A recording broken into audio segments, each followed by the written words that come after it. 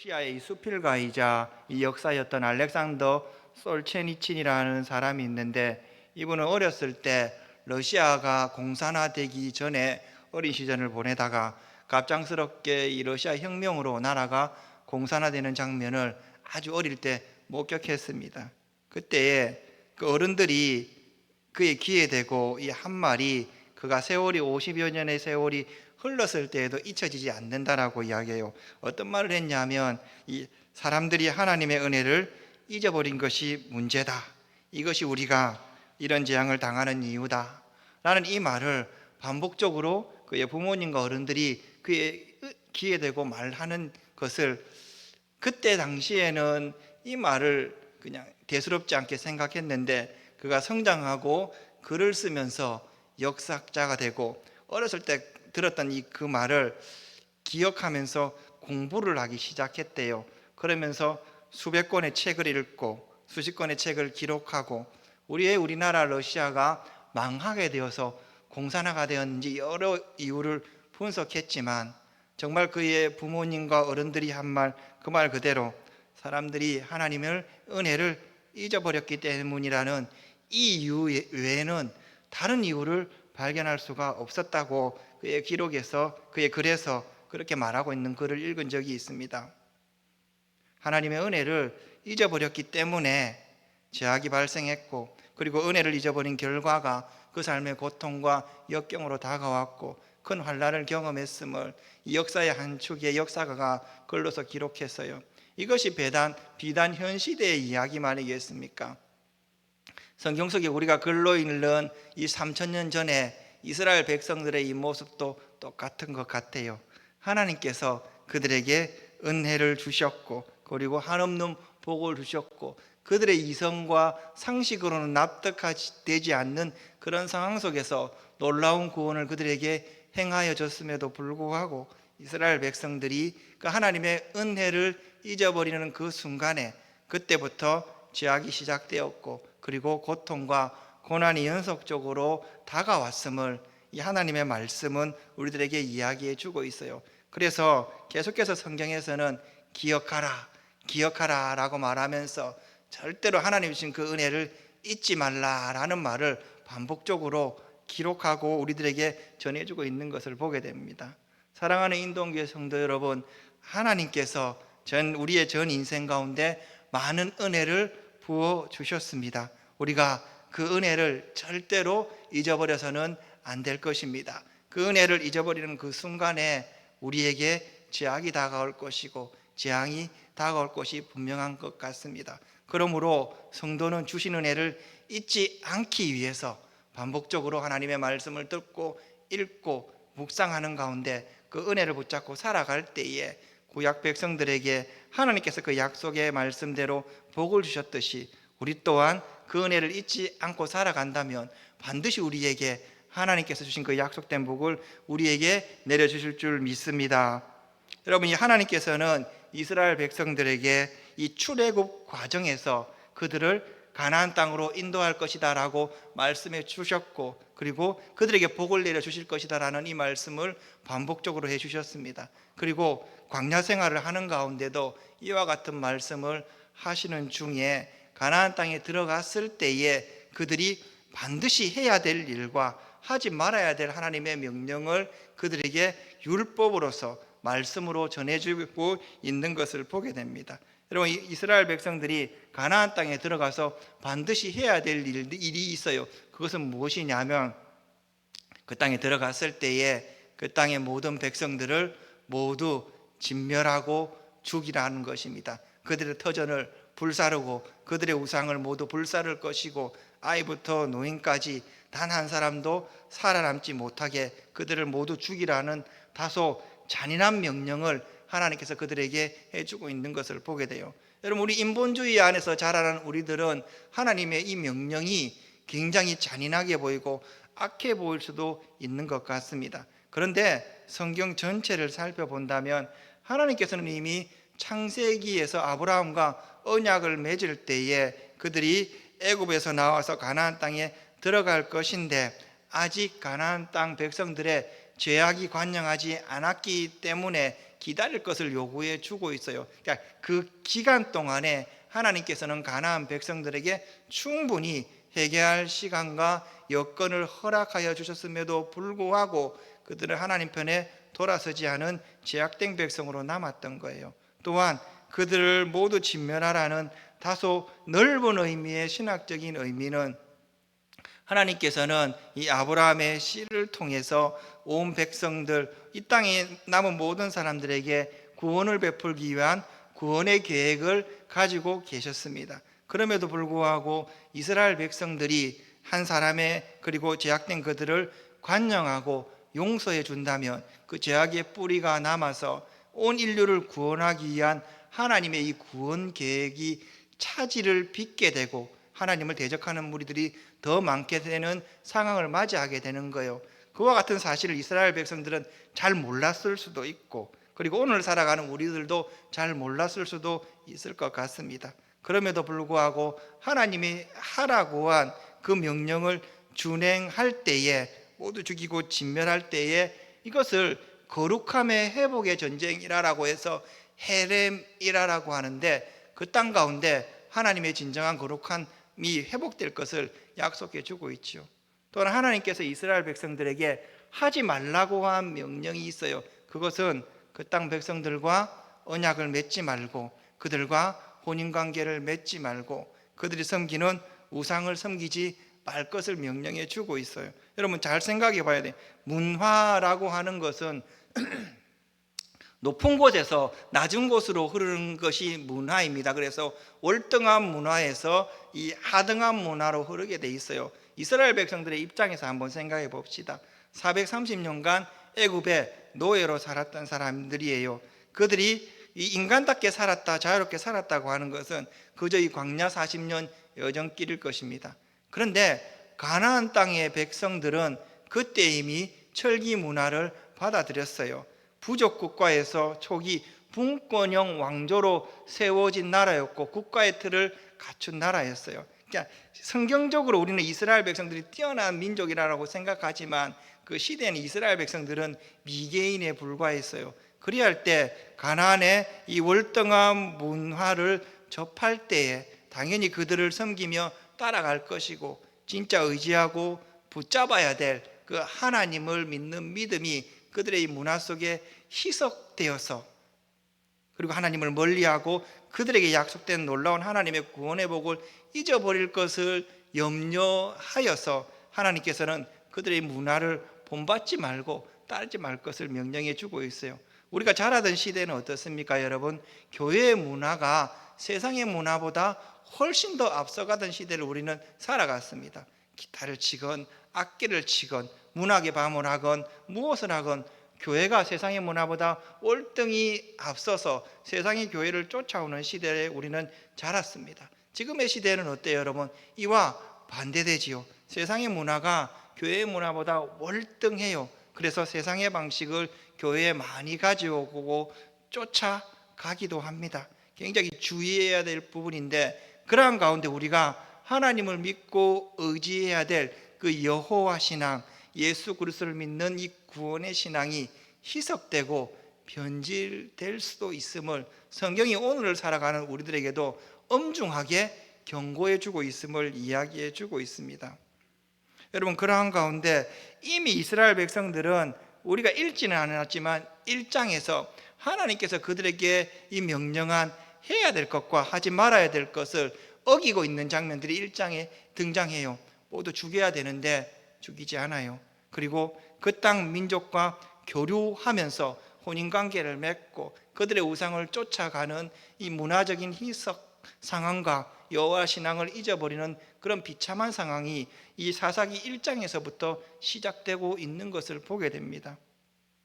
이래할 때 하나님께서는 이 복임 앞에 선 이스라엘 백성들을 향해서 그들이 왜 하나님 앞에 심판과 진노를 당해야 되는지, 자신들이 행한 그것 그대로 그들이 징계를 받을 것을 명령해 주고 있고, 이후에 그들이 아니라 하나님의 은혜로 그들이 다시 한번 회복할 것을 약속의 말씀을 통해 그들에게 증거해 주고 있는 것을 보게 됩니다. 오늘 이 본문의 말씀을 통해서 우리는 왜 실패할 수밖에 없는 이스라엘 백성들의 모습을 살펴볼 것이고, 이것을 반면 교사 삼아서 하나님의 은혜를 더욱더 붙잡는 이 시간을 가졌으면 좋겠습니다. 첫 번째로 우리가 한번 살펴볼 것이 있습니다. 오늘 이 본문의 말씀은 하나님의 은혜를 기억하라라고 말씀해 주고 있습니다. 하나님의 은혜를 기억하라라고 말씀해 주고 있어요.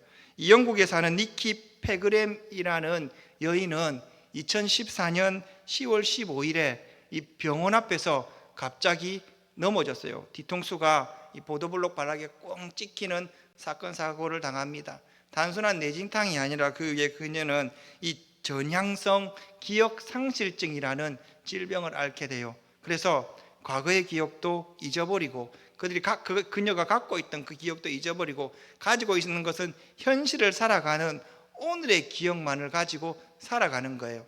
그래서 그녀가 이것을 어떻게 극복하려고 노력했느냐라고 하면 매일매일의 삶을 하나하나 메모했어요. 내일이 되면 내 기억이 잊어버리기 때문에 이 그녀의 이 모습은 사실 오늘을 살아가는 우리의 모습을 잘 보여주는 모습인 것 같기도 해요. 우리가 하나님의 은혜를 받고 살아가고 놀라운 구원의 은혜를 체험하며 살아가지만, 우리는 조그만 역경이 있고 어려움에 처할 때마다 원망과 불평을 입에서 토해내기도 합니다. 그리고 하나님이 과거에 주셨던 그 놀라운 구원의 은혜, 내 인생과 함께하였던 그 하나님의 은혜를 금방 잊어버리는 것이 우리들의 모습인 것 같아요. 그래야 할 때 오늘 이 성경의 말씀을 통해서 하나님께서는 우리에게 기억할 것을 이야기해 주고 있어요. 하나님의 주신 은혜를 기억하고 잊지 말고 살아갈 때에 우리들의 인생 가운데 하나님의 놀라운 가난의 축복과 은혜가 임할 것을 우리들에게 말씀해 주고 있습니다. 본문 2절에서 이 5절의 말씀에서는 하나님께서는 이스라엘 백성들을 강력하게 책망하고 있는 것을 보게 돼요.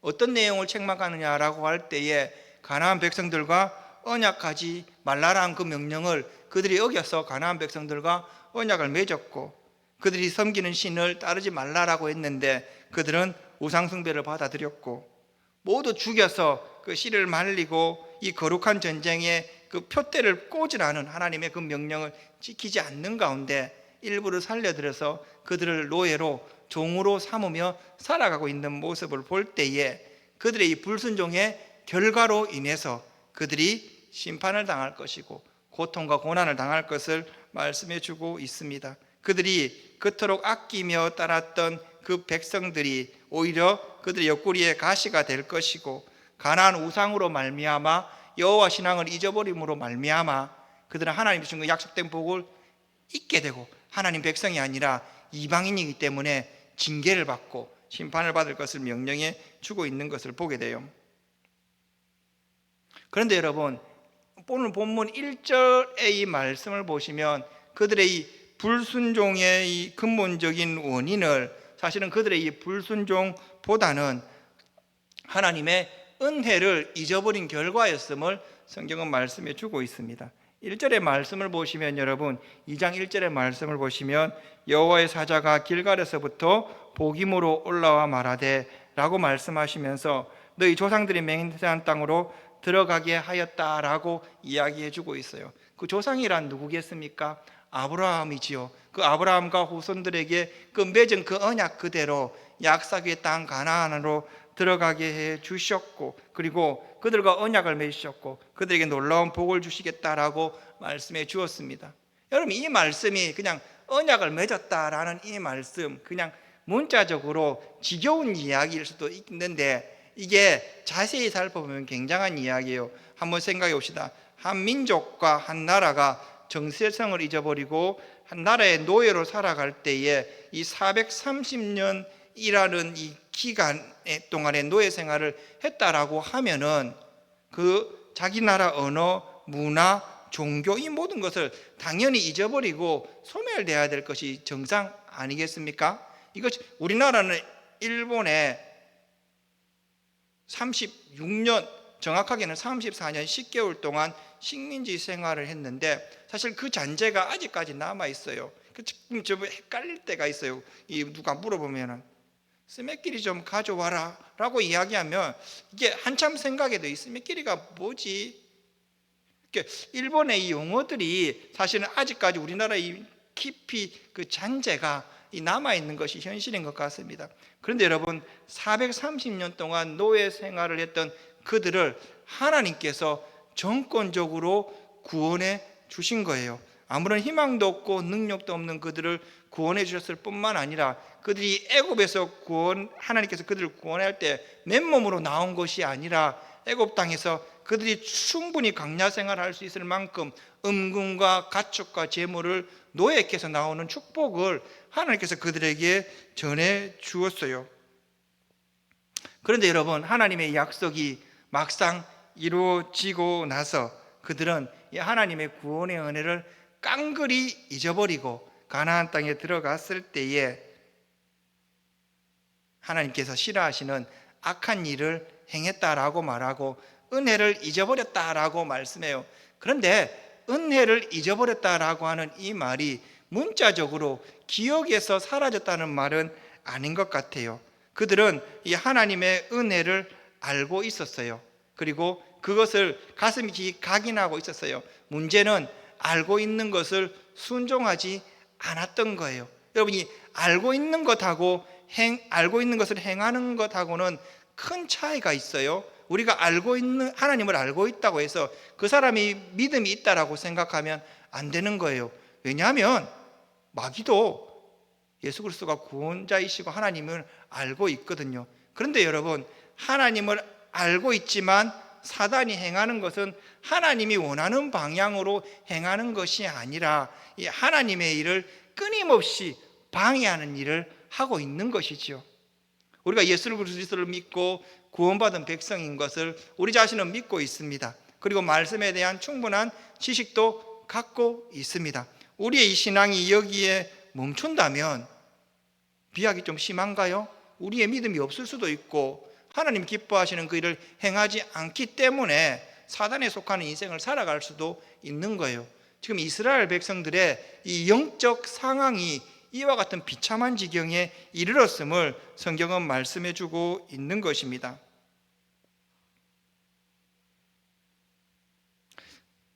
그들의 힘으로는 하나님의 진노와 징계를 받아야 돼요.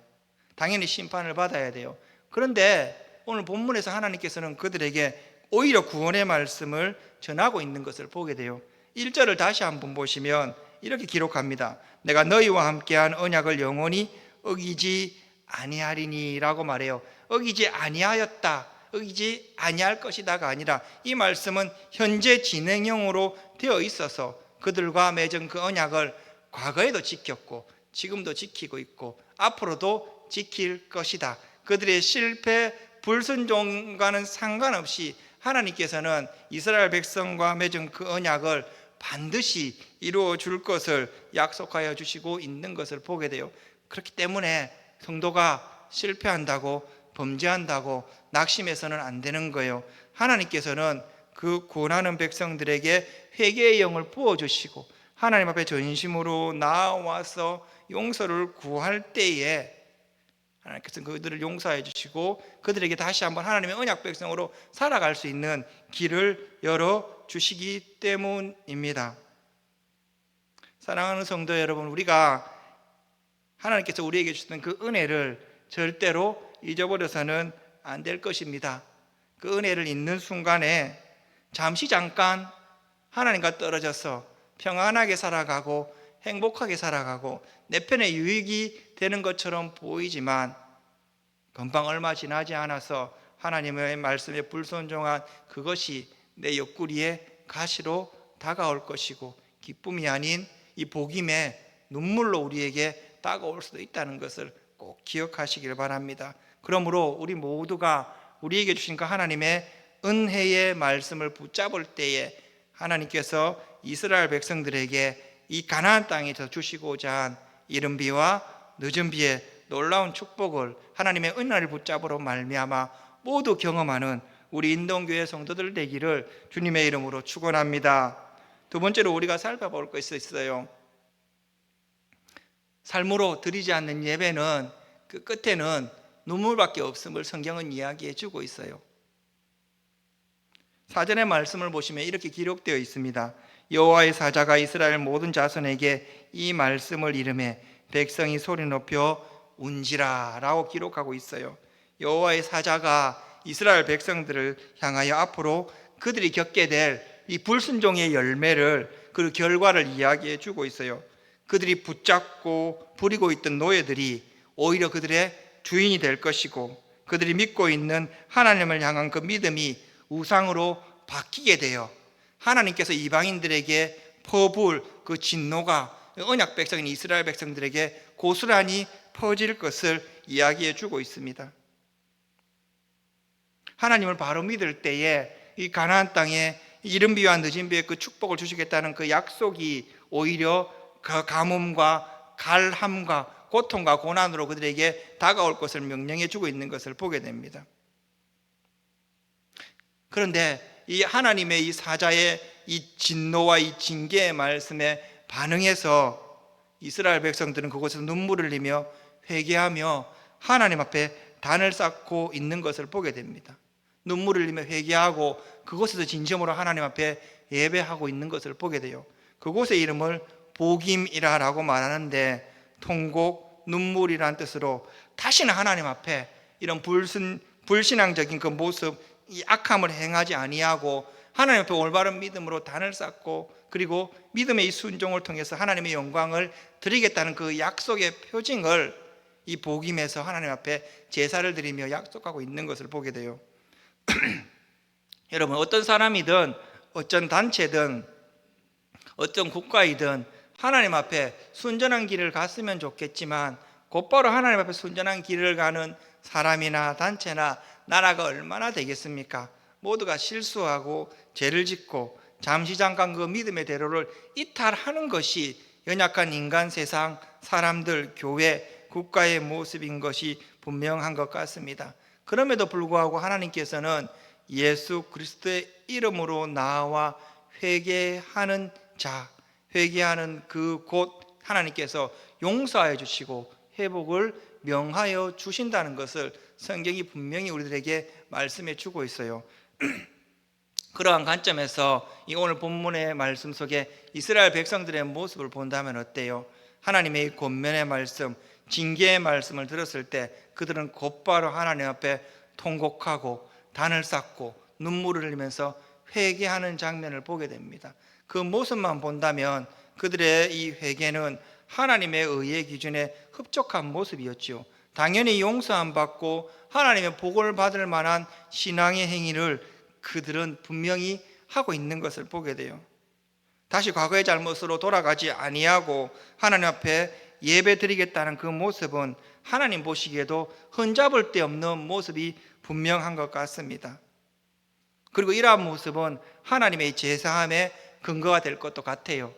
그런데 여러분, 이 사사기 맨 마지막 21장 35절의 말씀을 보시면 이들의 신앙의 행위가 어떤 거짓말로 드러났는지를 기록하고 있는 것을 보게 돼요. 사사기 21장 25절의 말씀을 보시면 그때 이스라엘이 왕이 없으므로 사람이 각기 자기의 소견에 옳은 대로 행하였더라. 왕이 왜 없습니까? 이스라엘 왕은 하나님이 분명히 계심에도 불구하고 그들은 하나님을 왕으로 모시지 않고 자기의 마음대로 살아가다가 이전에 행했던 그 회개가 거짓임을 그들의 몸을 통해서 드러내고 징계를 받게 됨을 성경이 우리들에게 말씀해 주고 있어요. 이스라엘 백성들의 회개와 눈물, 그들의 예배가 어떤 문제가 있어서 하나님의 징계를 받는 것은 아닌 것 같아요. 그런데 진짜 문제는 그 예배함에 있는 것이 아니라 그들의 삶, 인생에서 실패했다고 하나님께서 냉정하게 평가해 주고 있는 것을 보게 됩니다. 그들은 예배 가운데 하나님을 왕으로 모시고 예배했을지는 모르지만 그들의 삶은 하나님을 왕으로 모시지 않았고, 그들이 예배 가운데 하나님의 말씀을 듣고 그 말씀을 인정했을지는 모르지만 그들의 삶은 하나님의 말씀이 아닌 자신의 생각과 지식과 자신의 소견이 하나님의 말씀을 대체하며 살아갔음을 성경은 엄중하게 경고해 주고 있는 것을 보게 됩니다. 그들이 성전 안에서의 예배는 성공했을지는 모르지만 성전 바깥에서 이 예배자로서의 삶은 실패했기 때문에 그들이 하나님 앞에 그 최종적인 평가가 실패한 인생이다, 징계를 받아야 된다라고 말씀해 주고 있는 것을 보게 돼요. 우리는 잘 알고 있습니다. 그리고 습관적으로 이야기해요. 예배의 성공자가 인생의 성공자이다 라는 이 말을 잘 알고 있습니다. 그런데 우리 이 말의 진짜 의미가 무엇일까요? 이 예배의 성공자가 성전 안에서만 예배를 말할까요? 아니지요. 이 성전 안에서도 하나님을 왕으로 모셔야 될 뿐만 아니라 성전 바깥에서도 하나님을 왕으로 모시고, 성전 안에서만 하나님의 말씀을 음성으로 들을 것이 아니라 성전 바깥에서도 그 삶의 기준을 하나님의 말씀으로 인정하며 살아가는 것, 이것이 진정한 예배의 성공자라는 것을 여러분 잊지 마시기를 바랍니다. 우리가 하나님 앞에 드린 눈물, 수고, 예배, 헌신, 이 모든 것이 하나님 앞에 참됨으로 증명되는 것은 우리의 삶이 말씀으로 살아가는 것, 우리 인생이 하나님의 말씀 붙잡고 살아가는 것, 이것으로 증명될 때에 우리가 진짜 예배자가 될 것이고 진짜 하나님 앞에 인정받는 성도가 될 것임을 기억하는 가운데 성전 안에서도 예배의 성공자가 되시고 성전 바깥에서도 하나님께 인정받는 참된 예배자가 되시기를 간절히 바랍니다. 세 번째로 우리가 살펴볼 것이 있습니다. 가르치고 보여줘야 될 것이 있다는 거예요. 우리가 가르치고 보여줘야 될 것이 있다고 말씀해 주고 있습니다. 10절의 말씀을 한번 살펴봅시다. 그 세대의 사람도 다 그 조상들에게로 돌아갔고 그 후에 일어난 다른 세대는 여호와를 알지 못하며 여호와께서 이스라엘을 위하여 행하신 일도 알지 못하였더라 라고 말해요. 두려운 이야기 아니겠습니까 여러분? 여호수아가 죽었고 그와 함께한 광야 세대의 이 사람들도 다 죽었습니다. 그리고 하나님께서 그들에게 행하신 일도 그 후손들이 알지도 못하고 기억하지 못했다라는 무서운 이야기를 하고 있는 것을 보게 돼요. 여러분, 그런데 이 알지 못했다는 이 말이 단순하게 그들이 하나님을 아는 지식이 없었다, 하나님의 말씀을 알지 못했다라고 하기에는 성경의 근거가 너무 미약한 것 같아요. 왜냐하면 이 사무엘서로 넘어가면 사사기 끝자락에 보시면 이스라엘 백성들은 여전히 하나님 앞에 반복적으로 제사를 지내고 있었습니다. 제사장도 있었어요. 엘리라는. 이 사무엘이라는 그 꼬마가 있었고 제사장 가문에 그 아버지 엘가나와 한나라는 신실한 여인들도 있었어요. 그들은 이 시대 속에서 여전히 하나님을 아는 지식이 있었습니다. 하나님의 말씀을 배웠고 그리고 그 말씀을 붙잡고 살아갔고 그리고 말씀을 아는 지식이 있었음을 이야기해 주고 있어요. 이스라엘을 위해 행하신 일도 알지 못하였다라고 말할 때에, 말씀할 때에 알다라는 말은 단순하게 지식을 이야기하진 않아요. 이 알다라는 이 말은 야다라는 말인데 굉장히 직접적인 이 성적인 묘사를 하는 단어이지요. 부부가 이 벌거벗은 채로 한 몸을 이루며 살아가는 것처럼 그렇게 살아가는 것, 그같이 몸을 부딪히며 살아가는 것을 말해주고 있어요. 그런 이스라엘 백성들, 그 후손들이 하나님을 알지 못했다라고 하는 이 말은 하나님과의 관계에서 이스라엘 백성들이 실패한 거예요. 지식은 알았어요. 제사를 지내는 것도 알았어요. 제물을 바쳤어요. 하나님을 어떻게 섬겨야 되는 줄도 알았어요. 그리고 성전 안에서 그런 신앙의 행위를 반복적으로 행했어요. 그럼에도 불구하고 실제 삶에서는 하나님이 없는 것처럼 살아가는 것이죠. 이것을 조금 어려운 용어로 실천적인 무신론자라고 해요. 성경 말씀은 많이 알아요. 성전 안에서는 거룩하게 살아가요. 그리고 예배를 신실하게 드려요. 근데 성전 바깥에 나가는 그 순간에 하나님이 없는 것처럼 세상 사람들과 아무런 구분 없이 그들이 살아가고 있는 것이죠. 무엇인가를 그들의 후손들에게 하나님의 말씀을 가르치고 제사의 방법을 가르치고 그 제사가 끊어지지 않았을 줄은 모르지만 그 아버지, 그 할아버지, 그 어미, 그 할미의 그 냉소적인 모습 있죠. 이중적인 신앙적인 모습 있죠. 성전 안에서는 아주 거룩하고 헌금을 많이 내고 제사를 많이 드리고 신실한 모습인데, 성전 바깥에 나가서는 냉소적이고 이중적이고 악한 그 모습을 가르쳐 주지 않았는데, 이스라엘의 그 다음 세대들이 똑같이 복사해서 컨트롤 C, 컨트롤 V 해서 그대로 그것을 가지고 그 아이들이 자라가는 것이죠. 이것이 하나님을 알지 못하는 그 죄악, 그것이 이 사사기 시대의 암울한 종교적 현상임을 성경이 말씀해 주고 있어요. 사랑하는 인동교회 성도 여러분, 우리가 다음 세대에 무엇을 가르쳐 줘야 될까요? 하나님을 아는 지식, 예배하는 방법, 헌금하는 방법, 그 교회 생활 어떻게 하는 것, 이거 중요해요. 그런데 아이들은 그런 것보다 여러분들의 모습을 아주 냉정하게 똑같이 보고 카피한다는 거예요. 똑같이 행동한다는 거예요. 아이들이 이상한 것이 아니라, 우리 후손들이 이상한 것이 아니라 사실은 내가 이상한 거예요. 내 신앙이 이상한 것이고 내 삶이 하나님 보시기에 합당하지 않는 삶을 살아갔기에 똑같이 복사해서 그 열매가 우리 자녀로 나타나는 거지요. 어떻게 가르쳐야 될까요, 여러분? 어떤 기술이 있을까요? 여러분들, 우리나 똑바로 믿읍시다. 우리나 바로 믿읍시다. 내가 새벽기도 하나도 안 나오고, 내가 수요예배 하나도 안 나오고, 금요예배 하나도 안 나오고, 기도 하나도 안 하면서, 여러분 기도합시다.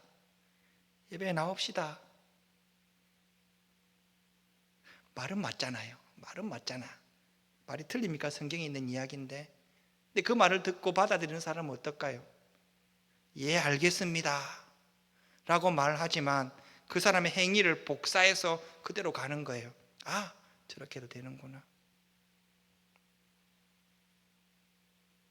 사랑하는 인동교회 성도 여러분, 우리 모두가 먼저 잘 믿읍시다. 내가 잘 믿는 것이 가장 큰 가르침이고 가장 크게 하나님의 은혜를 끼치는 방법이라는 것을 잊지 말고, 내가 잘 믿을 때에 내 자녀도 내 다음 세대도 그 은혜가 있다는 것을 꼭 기억하는 가운데 우리 자신의 모습이 하나님 앞에 신실한 모습으로 나아가기를 간절히 바랍니다. 말씀을 한번 요약해 볼까요? 첫 번째는 하나님의 은혜를 기억하며 살아갈 것을 이야기해 주고 있어요.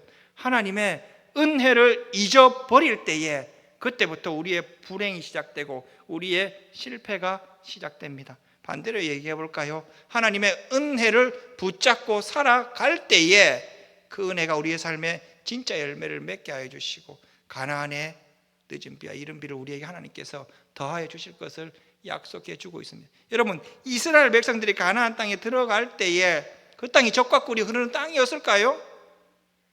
무슨 젖과 꿀이 흐르는 땅입니까? 우기와 건기가 나누어져 있어서 11월 말에 비가 집중적으로, 그리고 3월 초에 비가 집중적으로 안 오면 1년 내내 비가 척박하게 전혀 오지 않는 오지 중에 오지였어요. 그 땅이 정말 젖과 꿀이 흐르는 땅이었을까요? 방을 뒤졌는데 그 땅에 들어갔는데 거인족과 이미 싸움에 능한 병사들이 사방에 포진했어요. 과연 그 땅이 젖과 꿀이 흐르는 땅입니까? 가나안 정탐꾼이 메고 왔던 그 포도송이는 어디 갔는지 하나도 보이지가 않아요. 싸워서 이겨야 되고 그리고 비가 내려야 돼요. 그런데 성경은 놀랍게도 그 비를 구할 때, 믿음으로 나아갈 때 하나님께서 그 비를 내려주셔서 그 땅이 풍족하게 해줄 것을 약속해 주고 있어요. 믿음으로 하나님 앞에 도움을 구하며 그 싸움으로 나아갈 때 하나님께서 함께 하심으로 말미암아 그 땅 가운데 승리하고 그 땅을 주실 것이다라고 약속해 주고 있어요. 이것이 젖과 꿀이 흐르는 그 땅에 하나님이 말씀하신 거예요. 우리 일상 가운데 그런 은혜가 있었으면 좋겠습니다. 가나안의 적군이 우리의 삶을 들이받아요. 그 골리앗과 같은 악한 영이 우리 인생을 감싸고 있어요. 아무래도 되지 않고 이른 비와 늦은 분은 인생 가운데 흐르지 않아요. 기도할 때에 하나님께서 비를 내려주시고, 기도할 때 하나님께서 대신 싸워주셔서 그 땅을, 우리의 삶을 반드시 약속의 그 땅으로 바꿔주실 것이다 라고 이야기해 주고 있습니다. 은혜를 붙잡고 살아가는 자, 반드시 그 인생 가운데 함께 하셔서 가나안의 이른 비와 늦은 비, 하나님이 우리와 함께 하시는 놀라운 그 은혜를 경험하게 하실 것이다라고 말씀했으니 가뭄의 때에 기도하시기를 바랍니다. 어려울 때에 주님이 싸워주심을 기대하며 기도하시고 주님을 의지하시기를 바랍니다. 여러분, 그래야 할 때 하나님께서 놀라운 구원의 역사를 우리 인생 가운데 반드시 더하여 주실 것입니다. 두 번째로 여러분, 우리의 진짜 필요한 것이 무엇입니까? 성전 안에서 예배와 함께 성전 바깥에서의 삶의 예배도 성전 안에서의 예배만큼 중요하다는 거예요. 위선적인 신앙을 버리고 안과 밖에 동일하게 하나님의 영광을 드러내며 진짜 예배자가 될 것을 성경은 우리들에게 말씀해 주고 있습니다. 마지막으로 세 번째로 몸으로 가르칩시다. 말씀의 지식은 우리가 가르치지 않아도 우리보다 훨씬 더 우리 다음 세대들은, 우리 자녀들은 알고 있어요. 그런데 우리의 신앙의 실패는 그들이 똑같이 복사해서 똑같이 가져가는다는 무서운 말씀을 해주고 있습니다. 우리의 옆에 사람들, 우리의 자녀, 우리의 환경, 사실은 내 실패의 믿음의 열매일 수도 있을 것 같습니다. 몸의 순종을 통해서 주님께 영광 돌리는 우리 인동교 성도들 되기를 간절히 바랍니다.